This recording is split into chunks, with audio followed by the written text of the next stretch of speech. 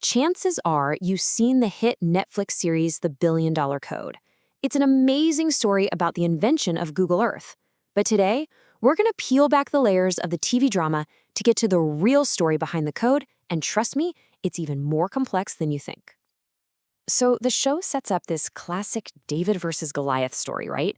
You've got these two brilliant German artists and hackers in Berlin right after the wall came down, and they create this thing that is just revolutionary. And then boom, a Silicon Valley giant comes along and just snatches it away. It's a powerful story, and honestly, people around the world were hooked. And you might remember this incredible line from the courtroom scenes in the show. It perfectly sums up the whole feeling of their invention. It wasn't just a piece of software, it was about giving every single person the power to fly, to go anywhere on the planet right from their computer. The stakes just felt massive. But that is the billion-dollar question, isn't it? The show tells one heck of a story, but here's the thing. When you start digging into the actual court documents, you talk to the developers, you look at the declassified history, a much, much messier and, frankly, more fascinating picture starts to emerge. Okay, so to get to the bottom of all this, let's start with the case the show lays out for us. It all begins with these pioneers and their mind-blowing invention. So this is Terravision, and you have to put yourself back in 1993. The internet was, just a baby. The idea that you could have a seamless virtual planet that you could just fly around on a computer, that was pure science fiction for almost everybody. But ART+COM, they actually made it happen. And when you put the features side by side like this, I mean, wow. The similarities are just uncanny. Both are networked virtual globes, both use satellite images, both let you fly from space right down to the street. Looking at this, you can totally see why ART+COM felt like their idea had been lifted, plain and simple. And their case looked really strong. I mean, the very people who ended up leading Google Earth had worked at a company called Silicon Graphics, or SGI. That's the same company whose computers ART+COM used to build and show off Terravision. ART+COM even said they showed their code to people at SGI.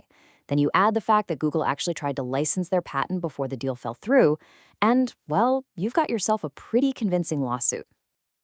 But every story has another side. And this is where that simple, neat narrative gets a major reality check from the people who actually wrote the code that would one day become Google Earth. So this is a quote from a guy named Avi Bar-Zeev, and he was one of the co-founders of the company that built the original software. And as you can see, he does not mince words. He basically says the Netflix show got it all wrong. So if they didn't steal it, where did the code really come from? Okay, so let's get this straight because it's a super important point. Google did not invent Google Earth. Back in 2004, they bought a small, kind of struggling startup called Keyhole. And the developers at Keyhole, they tell a very, very different story. According to Bar-Zeev, their code was written completely from scratch. And more importantly, it used a totally different, and he argues, better, technology from SGI called clip mapping. And here's the real kicker. The patent for that technology was filed a full month before ART+COM filed their patent. So this suggests it wasn't theft. It was two different groups working on the same idea at the same time. Just when you think this is just a nerdy tech dispute, the story takes another wild turn. A very, very unexpected character enters the picture. No, you heard that right. Before Google was ever involved, Keyhole was about to go bankrupt. And who saved them? A company called In-Q-Tel, which is literally the venture capital firm of the CIA. It was set up by the agency to fund tech startups that could help with U.S. intelligence. So the CIA didn't just invest money, they became a client, along with the National Geospatial Intelligence Agency. Keyhole's software was actually customized and used to help U.S. troops in Iraq. It was only after it was a proven military tool that Google's Sergey Brin saw a demo, was completely blown away by it, and decided Google had to buy the company. So the tech we all use to find a coffee shop was first a tool for military intelligence. How crazy is that? So let's recap. We've got the artist's story, the developer's story, and now the spy's story. With all these different versions of reality, how in the world did the legal system figure it all out? And this, right here, is probably the biggest departure from the Netflix show. The court case wasn't actually about proving if Google copied the code. The court was focused on a much more basic, fundamental question. This was it. This was everything. For a patent to be legit, the invention has to be genuinely new. Google's whole defense was that the ideas in ART+COM's patent, well, they weren't new at all. They argued somebody else had already done it. And this all comes down to a legal concept called prior art. All it means in simple terms is that you can't patent something that already exists or that has been shown to the public. So if Google could prove that a similar invention was already out there before ART+COM filed their patent, then that patent is basically worthless. And this timeline is what decided the whole thing. Google's lawyers showed evidence of a system built by the Stanford Research Institute, SRI, and it had been publicly demonstrated at tech conferences way back in 1994. That's a full year before ART+COM even filed their patent. A U.S. jury looked at that, a court of appeals looked at it, and they both said, yep, that's prior art. ART+COM's patent was declared invalid. And here is the final, most unbelievable twist in this entire saga. What do you think the name of that earlier system from Stanford was? SRI Terravision.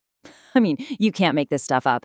The inventors of Terravision lost their billion-dollar case because of an even earlier, completely unrelated system, also called Terravision. Just wild. So, wow.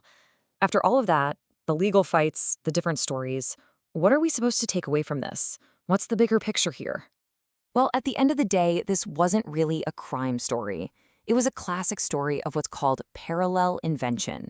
Back in the early 90s, you had brilliant people in Berlin, at Stanford, in Silicon Valley, all trying to crack the same huge problem at the same time. The real history of the tech in our pockets is never a simple straight line. It's messy, it's complicated, and it's full of hidden connections. And yet, for the creators at ART+COM, the story doesn't just end with the judge's ruling. As co-founder Axel Schmidt said, the Netflix show gave them a different kind of justice. You know, they might have lost the patent case, but in the court of public opinion, their story won. The entire world knows who they are and what they built.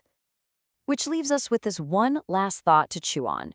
In a fight between a legal fact and a powerful story, which one ends up being more real? Is history what's written down in a court file, or is it the story that captures our imagination and that we all choose to believe? It's something to think about the next time you zoom in on your own rooftop from space.